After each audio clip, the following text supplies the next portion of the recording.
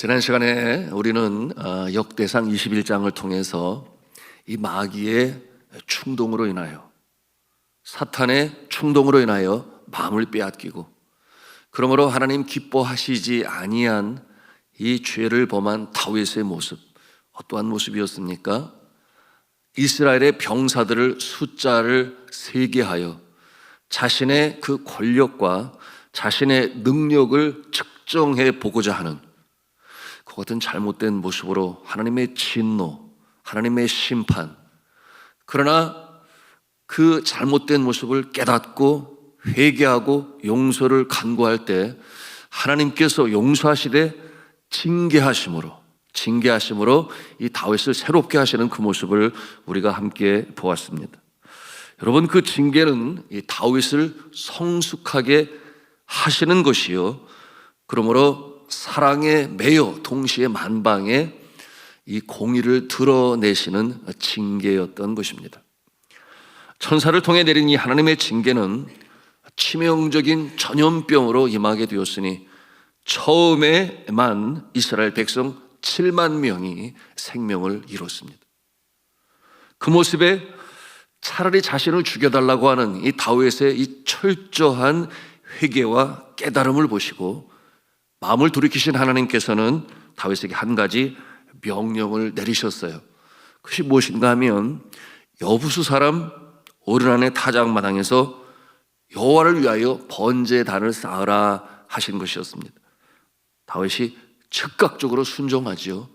그러므로 오르난의 이 타작마당, 우리 25절에 보니까 금 600세겔을 주고 그 땅을 삽니다. 그리고 정성으로 번제를 하나님께 드리는 다윗의 모습이에요. 여러분, 그럴 때 어떠한 역사가 나타났습니까? 자, 21장 26절 27절 말씀을 우리 함께 보도록 합니다. 같이 읽겠습니다. 시작. 다윗이 거기서 여호와를 위하여 제단을 쌓고 번제와 화목제를 드려 여호와께 아뢰었더니 여호와께서 하늘에서부터 번제단 위에 불을 내려 응답하시고 여호와께서 천사를 명령하심에 그가 칼을 칼집에 꽂았더라. 아멘.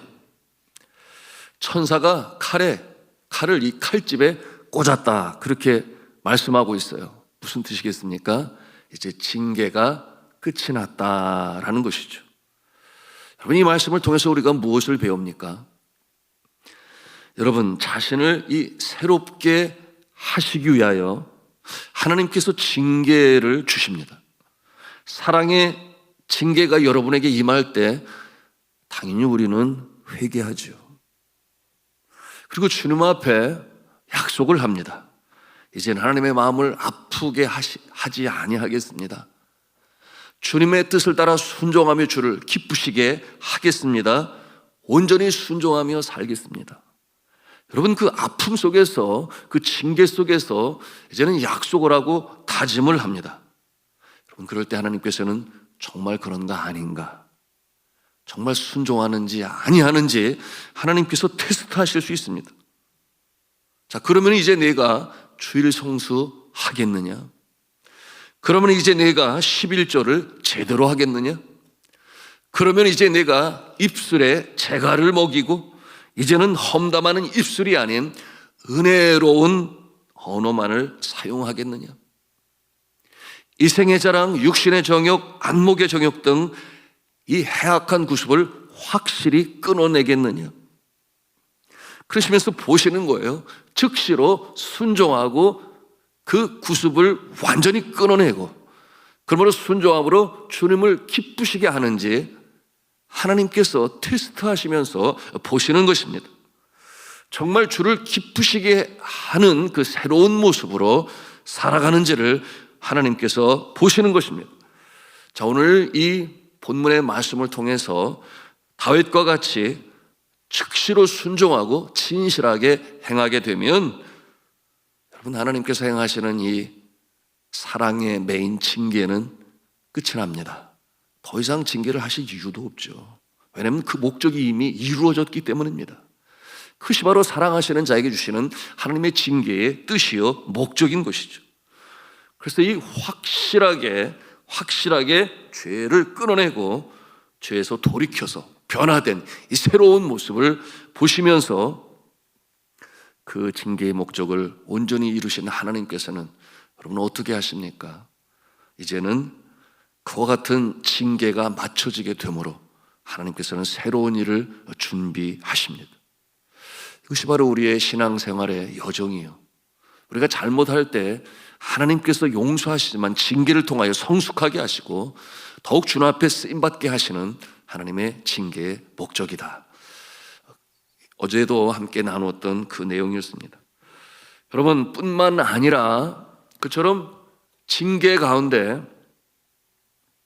아파하는 모습, 힘들어하는 모습, 눈물로 견디며 인내하는 모습, 그러므로 뼈를 깎는 모습으로 새롭게 태어나는 그 모습을 바라보시면서 한편으로는 기뻐하시고 또한 한편으로는 안타까워하시고 한편으로는 안쓰러워하시면서 이제 사랑이 많으신 하나님께서는 어떤 일을 행하십니까? 하나님께서는 나리실 복을 준비하고 계십니다. 그것이 바로 우리 좋으신 하나님의 모습이신 것이에요. 한마디로 더 참 고생했다, 수고 많았다, 이제 그 모습 족하다, 이렇게 말씀하시는 거예요. 그러므로 성경은 말씀합니다. 죄가 더한 곳에 은혜가 넘쳤느니라. 죄가 더한 곳에 은혜도 넘쳤느니라. 그 말씀이 로마서 5장 20절에 주시는 말씀이에요. 이게 무슨 뜻이겠습니까? 어떤 흉악한 죄도 십자가의 보혈을 능가할 죄는 없다, 그런 말씀이에요. 어떠한 흉악한 죄도 십자가의 보혈을 능가할 만한 그 죄는 세상에 없다. 그러므로 주시는 말씀이 그러기에 진정으로 회개할 때 큰 죄일수록 그 죄를 용서하시는 이 주님의 은혜와 은총은 더 크고 차고 넘친다, 그런 뜻을 가지고 있는 것입니다. 오늘 본문의 다윗이 징계를 받으면서 이 제단을 쌓으라고 하는 하나님의 말씀에 전적으로 즉시 순종합니다. 어떤 일이 벌어집니까? 첫째로 징계가 멈췄습니다. 둘째로 더 성숙한 믿음의 사람이 됩니다. 셋째로 놀라운 복이 임합니다. 이것이 바로 징계를 주시는 하나님의 방편이에요. 어떠한 복이 임했습니까? 우리 함께 성경 말씀 보기를 원하는데요, 22장 1절 말씀을 같이 읽도록 하겠습니다. 시작. 다윗이 이르되 이는 여호와 하나님의 성전이요 이는 이스라엘의 번제단이라 하였더라. 여러분 어디가 하나님의 성전이라는 것입니까? 바로 하나님께서 보여주신 그 땅, 여부수 사람 오르난의 이 타작 마당, 그곳에서 번제단을 쌓아라 하나님께서 명하셨어요. 그곳은 이 예루살렘 성읍에서 가장 높은 곳에 위치한 그곳입니다. 거기에 쌓은 제단에서 이 하나님께서 명하신 이 번제와 화목제를 드립니다. 그럴 때 하나님께서 불로 응답하셨다고 그랬죠. 그리고 응답이 맞춰진 다음에 천사는 칼집에 칼을 꽂았다고 그랬어요. 여러분 그 장소가 그처럼 다윗이 사모하고 이루기를 원했던 이 성전을 세우는 장소가 되었던 것입니다. 하나님께서 보여주신 것이에요. 여러분 이어지는 내용을 통해 우리가 그것을 아는 것입니다. 여러분 다윗이 그 무명의 이 목동의 모습에서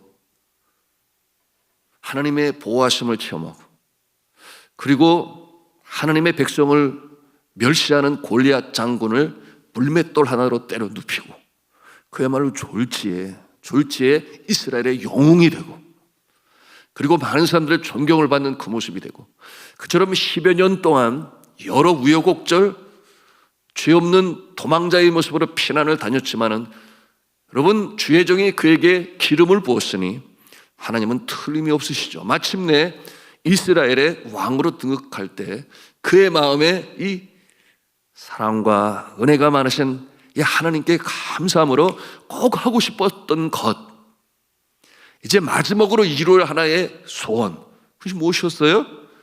하나님의 집을 짓는 것이죠. 성전을 세우는 것이죠. 나의 궁은 이렇게 아름답고 훌륭한데 정작 하나님의 언약궤를 두어야 할 하나님의 그 집 성소를 성전으로 세우고자 하는 염원이 있었지만 하나님께서 허락하시나요? 허락지 아니하셨어요. 오늘 본문에도 나옵니다마는 너는 많은 피를 흘렸습니다. 사투를 벌이는 전투에 그 전쟁터에서 많은 사람을 죽였어요. 그 손에 피를 묻혔으니 내가 아니다. 그러나 너의 아들 솔로몬이다. 너는 성전을 지을 수가 없다. 여러분, 그때 이 다윗의 마음이 얼마나 실망스러웠을까요? 그러나 그럼에도 불구하고 하나님께 알겠습니다, 순종하겠습니다, 종이 기도할 마음이 생겼나이다, 소망 가운데 순종하죠. 그렇지만 정작 그 성전을 어디에 세울 것인지 그는 알 길이 없었습니다. 그것을 미리 알았더라면 그곳에서 오늘 이어지는 말씀처럼 그야말로 큰 돌들을 가져다가 석수를 하는 사람들에게 일을 맡겨 성전 지을 자재를 준비하고 그 아들을 위하여 준비할 것이 한두 가지겠습니까? 그것을 행할 수 있을 것인데 아직 몰라요. 그런데 오늘 이와 같은 이 징계를 통하여 그리고 순종하는 그에게 이제는 더 이상 징계는 없고 이제는 주님께서 준비하신 복을 다윗에게 나르시는 거예요. 이 놀라운 역사, 여러분, 우리의 삶 가운데 하나님께서 행하시는 손길, 내가 잘못했을 때 철저하게 마음을 찢고 회개하고 그리고 돌이켜 우리의 마음이 더욱 믿음으로 성장하고 그 징계를 마치실 때 놀라운 복으로 함께 하시는 주님의 이 손길, 여러분 깨달음이 있으시기를 주님의 이름으로 축복합니다. 그러므로 우리에게는 절대 절망은 있을 수가 없어요. 우리에게 절대 소망이 있을 뿐입니다. 여러분, 이와 같은 모습으로 우리의 이 아픈 날, 힘든 날, 그러나 나를 사랑하시기 때문에 사랑의 매로 다스리시는 주님의 손길 앞에 제대로 서게 될 때, 성숙한 모습으로 서게 될 때, 여러분, 절망이 변하여 소망이 되고 슬픔이 변하여 기쁨이 되고 저주가 변하여 복이 되고 실패가 변하여 승리가 되는 줄로 믿으시기를 바랍니다. 이것이 바로 우리 인생의 여정이요, 하나님의 손길이요, 믿음의 사람들의 삶인 것입니다. 자, 그 19절까지, 본장의 마지막 절 19절까지, 2절부터 19절까지가 바로 그런 내용이에요. 이 성전을 세우기 위한 준비를 기쁨으로 감당하는 다윗의 모습 말입니다. 그러므로 그 자리에서 종된 이방 사람들을 모으고 석수를 시켜서 성전에 필요한 이 건축할 돌을 다듬게 하고 또 못과 철과 노쇠와 백향목을 준비하는데 엄청난 분량이겠죠. 다를 수가 없을 정도라고 그랬어요. 그 규모와 양을 엿볼 수 있는 구절이 있는데 우리 14절 말씀 같이 읽도록 하겠습니다. 시작. 내가 환난 중에 여호와의 성전을 위하여 금 10만 달란트와 은 100만 달란트와 놋과 철을 그 무게를 다룰 수 없을 만큼 심히 많이 준비하였고 또 제목과 돌을 준비하였으나 너는 더할 것이며, 이 너가 누구겠어요? 너는 더할 것이며, 그의 아들 솔로몬에게 그렇게 부탁을 하는 다윗이 자신이 할 수 있는 만큼의 할 것을 다 하겠지만 그러나 여전히 부족한 부분은 네가 더해야 할 것이다. 여러분, 그때 이 다윗의 마음이 어떠했을까요? 그 마음이 분명 기쁨으로 가득 차고 감사함으로 가득 차고 그 성전을 그려보면서 준비하는 그 마음에는 정말 기쁨이 넘쳤을 것입니다. 이와 같은 모습을 우리가 상상해 볼 수 있습니다. 자, 전에 사랑하는 성도 여러분, 원래 주제, 이 본래의 주제로 우리가 돌아가서 생각합니다. 여러분, 이 죄로부터의 이 진정한 이 회개, 그리고 용서, 이어지는 징계, 그리고 성숙되어지는 우리의 모습, 여러분, 그것으로 끝나는 것이 아니라 그 모습을 바라보시는 주님께서는 더 크고 놀라운 역사로 복으로 준비하시는 좋으신 하나님 아버지심을 믿으시기를 바랍니다. 의학 공부를 하는 한 미국의 여대생이 있었는데 대학 3학년 때 우연히 마약을 접하게 되었어요. 여러분, 우리나라 오늘날 참 힘들지요. 이 마약이 문제가 심각한데 다른 나라, 특히 이 미국이나 뭐 멕시코나 마약이 너무나 심합니다. 지금도 마찬가지. 자, 그런데 공부를 하게 될 때 의학 공부가 쉽지 않으니까 좀 더 맑은 정신으로 또는 더 오래 공부를 하고자 하여 마약에 손을 댔어요. 그러지 말아야 되는데, 그런데 그것이 결국은 습관이 되고 인턴 과정, 레지던트 과정을 거쳐서 의사로 일하면서도 끊어내지를 못하고 매일 이 마약을 복용했습니다. 그것을 복용하지 않으면 환자들을 치료할 수 없을 정도가 되고 말았던 것이죠. 나중에 그 사실을 알게 된 이 직장의 동료들이 이 내용을 알게 되니까 결국 위에 이 운영하는 자에게까지, 병원을 운영하는 자에게 알려지게 되었고 결국 그 병원을 그만두게 되었습니다. 마약을 살 수 없는 가난뱅이가 되었고, 또한 마약을 살 수 없는 돈이 없으니 좌절과 실망 가운데 빠지게 되었습니다. 그러므로 자신이 이제는 스스로 그 마약을 끊어보려고 정말 피나는 노력을 했지만 그러나 끊어낼 수는 없었어요. 그러던 어느 날 본인은 극단적인 선택을 하고 비 오는 날 저녁에 비를 잔뜩 맞으면서 저수지 제 방 뚝으로 올라가게 되었는데, 그 뚝에 올라가서 여태껏 한 번도 불러본 적이 없는 하나님의 이름을 불러가며 하나님 앞에 자신의 이 잘못된 모습을 회개하고 용서를 빌며 그렇게 눈물을 흘려 기도하기 시작했습니다. 하나님 아버지, 나는 내 스스로 이제는 아무것도 할 수가 없는 폐인이 되었습니다. 오직 하나님만이 나를 구해 주실 수 있습니다. 그렇게 회개를 하면서 눈물로 주님 앞에 애통하며 간절히 뜨겁게 기도를 하게 되었는데, 얼마 지나지 않아 여러분 갑자기 머리 위가 뜨거워지면서 전신의 그 뜨거움이 전해지기 시작했습니다. 그때 이 자매는 알게 되었어요. 하나님께서 뭔 일을 시작하시는구나. 하나님께서 뭔가 새로운 일을 시작하시는구나. 그때 이 자매의 마음에 자신의 어깨에 그렇게 무겁게 짓누르고 있었던 그 무거운 무엇인가가 떨어져 나가는 것을 느낄 수가 있게 되었습니다. 그러므로 하나님 아버지 감사합니다. 나를 구원해 주시는군요. 하나님 아버지 감사합니다. 그 감사와 회개의 눈물의 기도는 계속되었습니다. 여러분, 성령께서 그 절규하고 이제는 돌이켜 회개하고 새 삶의 모습으로 살아가기를 원하는 그 마지막 극단적인 선택 앞에서 마지막 부르짖는 절규를 하나님께서 들으시고 새롭게 살리신 것이죠. 그러므로 이 자매는 몸도 마음도 날아갈 것 같은 가벼움을 느꼈다고 그랬어요. 그녀는 그 자리에서 일어나 감격에 겨워서 하나님을 찬송하고 그처럼 자결하라고 하는 마음을 완전히 버리고 돌이켜 집으로 돌아오게 되었습니다. 여러분, 그리고 나서 그날 저녁에 경험한 이 주님의 그 강력한 손길로 인하여 이 자매는 그 마약을 끌어낼 수가 있었습니다. 놀라우신 하나님의 치유였죠.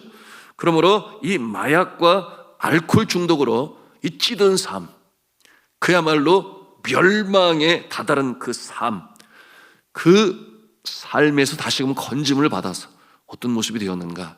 여러분, 이 재활센터, 리하빌리테이션 센터에서 마약이든지 알코올이든지 이 중독되어 치유를 필요하는 자들을 자신이 가지고 있는 의학적인 전문 기술을 가지고 또한 하나님의 말씀을 가지고 자신이 어떻게 변화되었는지를 간증을 하면서 그를 돕고 치유하는 일로 쓰임받게 되었습니다.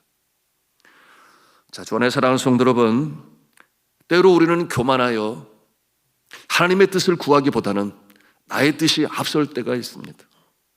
그리고 나의 뜻을 거스르는 자들에 대하여 비난할 때도 있습니다.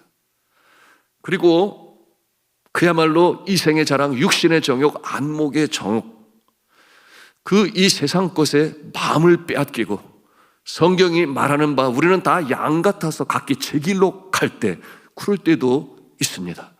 여러분, 이와 같은 상황에서 여러분 어떠한 역사가 일어납니까? 만약에 우리가 사생아가 아니라면 참 자녀라면 하나님의 징계가 임합니다. 그것은 사랑에 매여 우리를 다시금 부르시고 성숙하게 하시는 하나님의 손길입니다. 그와 같은 가정은 얼마나 아픈지 몰라요. 견디기가 힘들어요. 그럼에도 불구하고 여러분, 주님 앞에 우리가 돌이키고 회개하며 나아갈 때 하나님께서는 그 징계를 통한 목적을 이루시고 새롭게 하셔서 더 복된 모습으로 살아가게 하시는 하나님 아버지신 줄로 믿으시기를 바랍니다. 자, 이와 같은 모습에 하나님께서 어떻게 하신다고 그러셨어요? 더 크신 복을 준비하신다 하셨습니다. 여러분, 이것이 하나님께서 사랑하시는 자에게 하시는 모습입니다. 여러분, 통에 자복하며 회개하며 나아오는 하나님께서 다시금 안아주시고, 그리고 그 성숙한 모습에 크신 은혜와 은총으로 함께 하시니 이제는 더 성숙한 모습으로, 그야말로 산후의 동네요 등경의 등불의 모습으로, 어두운 세상의 빛의 모습으로, 썩어져가는 세상의 소금의 모습으로 우리를 사용하시는 좋으신 하나님 아버지심을 믿으시기를 바랍니다. 오늘도 우리가 하루를 삽니다. 전쟁터와 같은 세상, 살아내야 한다라고 하는 표정이 더 어울릴지도, 그 표현이 더 어울릴지도 모르겠어요. 그러나 믿음의 사람들은 포기하지 아니합니다.